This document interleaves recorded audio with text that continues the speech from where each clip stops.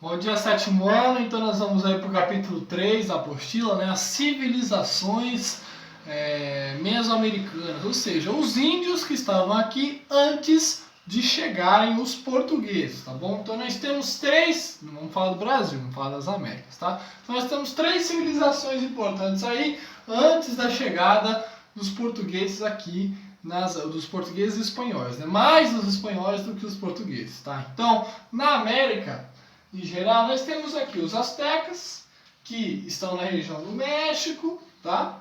Nós temos os maias, que estão na região da América Central, e os incas, que estão na América do Sul. Então nós temos asteca, maia e inca, as três civilizações, tá? Características similares deles. Todo mundo, quando pensa aí, imagina índios, claro, né? Então são civilizações sem tecnologia, baseada na observação da natureza, baseada no sol, na caça, na pesca, na agricultura, tá? Então a primeira característica geral aí, teocracia. O que é teocracia? O chefe, o pajé, o líder local, o rei, imperador, seja qual for o nome, ele é considerado representante direto de Deus na Terra, seja lá qual é o Deus Sol, o Deus Mar. Então você tem o quê? O líder da comunidade é o representante direto de Deus naquele local, tanto na sociedade inca, asteca ou maia, tá?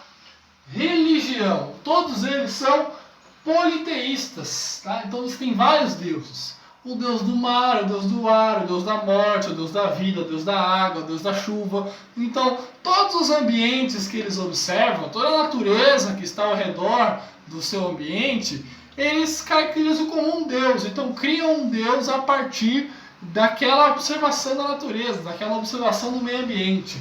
Tudo aquilo que não pode ser explicado por eles é dado como um deus, tá bom? Astecas, você tem o principal rei, o Hipnopoti, que é o deus Sol, tá bom? Então o deus Sol é o principal rei asteca, né, o principal deus asteca, e você tem vários rituais, para oferendas para o deus, para o Hipnopoti. Então, por exemplo, você coloca lá um escravo, você tem lá uma pirâmide, em cima da pirâmide, no castelo da pirâmide, você coloca um escravo, tira o coração dele e oferece ao deus Sol, tá? Então você tinha várias oferendas que eram realizadas para esse deus asteca, ou Hipnopoti, tá? Os maias, eles eram organizados em confederações, ou seja, em pequenos grupos, tá? Confederações, em pequenas aglomerações, pequenos grupos. Não chegou a ser um povo único, hierarquicamente organizado, ou seja, de cima para baixo, e sim vários povos aglomerados, tá bom? Da cultura maia, o que tem importante é o calendário maia, né, que já existia a ideia de ciclos, né, o começo, o meio e o final, baseado no ciclo agrícola. Os maias observaram a agricultura e criaram o calendário maia, com um calendário cíclico, tá? Então tem o começo, o meio e o final, igual ao nosso ano, né? Janeiro, fevereiro, março, até dezembro, né? E os incas aqui embaixo, na América do Sul, são os mais próximos de nós. A sociedade inca tem algumas características específicas. Eles foram bem explorados, ou no caso mal explorados, pelos espanhóis. As suas unidades e as suas instituições foram apropriadas para a colonização espanhola.